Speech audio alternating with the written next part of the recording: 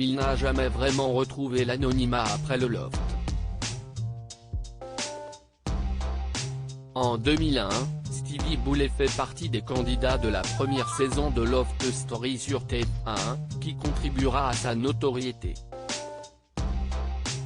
Et pas des moindres, puisque quelques mois seulement après sa sortie de l'aventure, il est rapidement repéré et devient animateur télé, notamment sur M6, puis radio. Et ce aux côtés de Laurent Ruquier, qu'il intègre dès 2001 à sa bande dans On va se gêner sur Europe 1. Un poste de chroniqueur que Stevie Boulet a tenu jusqu'en 2014, année de l'arrêt de l'émission, avant de rejoindre les grosses têtes sur RTL. Une équipe qu'il n'a ensuite jamais quittée et où il officie toujours avec un salaire de 1 200 €, comme il l'a révélé dans l'instant de luxe sur Non-Stop People, le 19 avril dernier. Je gagne un peu plus de 1 200 € pour faire les grosses têtes, mais ça dépend des mois.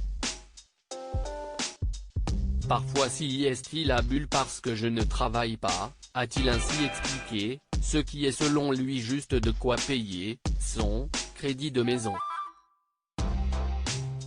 Cela me va juste pour vivre. Si est-il ma maman ou un ami qui m'aide quand ça ne va pas, a-t-il ainsi précisé, lui qui a eu recours à une opération de chirurgie pour corriger un complexe.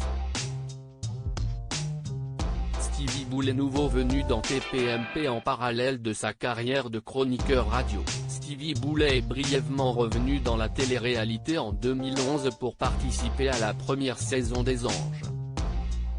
Une expérience dont celui qui a récemment rejoint Cyril Hanouna dans TPMP ne garde pas forcément un bon souvenir.